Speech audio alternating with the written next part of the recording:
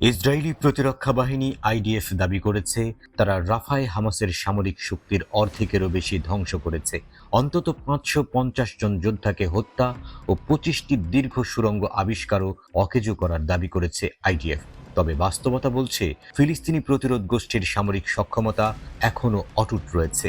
হামাসের সামরিক শাখা আল কাসাম ব্রিগেড ভারী মর্টার শেল ব্যবহার করে রাফার তেল আল সুলতানে ইসরায়েলি বাহিনীকে আক্রমণ করেছে। প্রতিরোধ যোদ্ধারা আল ইয়াসিন রকেট দিয়ে রাফা শহরের কাছে একটি ইসরায়েলি মেরকাভা ট্যাঙ্কেও উড়িয়ে দেয়। আল কাসামের প্রকাশিত ফুটেজে দেখা গেছে নেজ্জারিম অক্ষের যোদ্ধারা রাজুম রকেট ব্যবহার করছে। প্যালেস্টাইন ইসলামিক জিহাদ পিআইজের সামরিক শাখা আল কুদস ব্রিগেডও নেজ্জারিমে অভিযান চালিয়েছে। রাফার পূর্বে কারেম আবু সালেম এবং সুফাতে ইসরায়েলি সামরিক অবস্থানগুলোতে হামলা চালায় আল কুদস ব্রিগেড। তারা রকেট ও মর্টার ব্যবহার করে রাফা এর দক্ষিণাঞ্চল ইসরায়েলি কমান্ড সেন্টার এবং সেনা অবস্থানগুলোকে টার্গেট করেছে। গাজার আরেকটি প্রতিরোধ গোষ্ঠী আল আকসা তেল আল সুলতান এবং নেজ্জারিমে ইসরায়েলি সেনা সমাবেশ এবং যানবাহনে গোলাবর্ষণ করেছে। প্রমাণ হিসেবে আক্রমণের ভিডিও প্রকাশ করেছে। আল মুজাহিদিন ব্রিগেড রকেট দিয়ে রেইমে ইসরায়েলি গাজা ব্রিগেডের কমান্ড সাইটে আক্রমণ করে। ওদিকে আল আসিফা বাহিনী রকেট দিয়ে নেজ্জারিমে ইসরায়েলি সেনা কমান্ড সেন্টারে আক্রমণ করে। বিভিন্ন গ্রুপ যৌথ অভিযানেও অংশ নেয়। আল কুদস ব্রিগেড এবং আল আকসা ব্রিগেড নেজ্জারিমে ইসরায়েলি কমান্ড সেন্টারকে টার্গেট করে।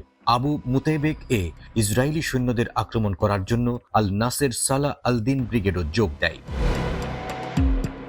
আল কাসাম ব্রিগেড আল আকসা ব্রিগেডের সহযোগিতায় কিসুফিমে ইসরায়েলি বাহিনীর উপর হামলা চালায়। হামলার ফুটেজ প্রকাশ করা হয়েছে। আল কুদস ব্রিগেডও আল নাসের সালাহ আল দিন ব্রিগেডের সাথে সমন্বয় করে কিসুফিমে রকেট হামলা করেছে।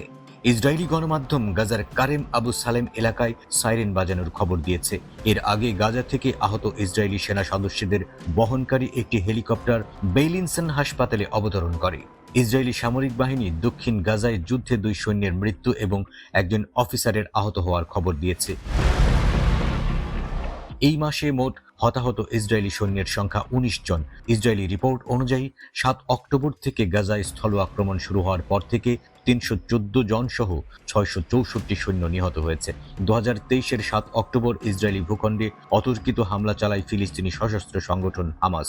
এতে প্রায় 1200 মানুষ নিহত হন ও হামাসের হাতে জিম্মি হয় 251 জন। এই ঘটনার পর গাজার উপর নির্বিচার পাল্টা হামলা শুরুর পাশাপাশি সেখানে সব ধরনের ত্রাণ প্রবেশ বন্ধ করে দেয় ইসরায়েল। গত 8 মাসে ইসরায়েলি হামলায় নিহত ফিলিস্তিনির সংখ্যা অন্তত 37,296, আহতের সংখ্যা অন্তত 85,197।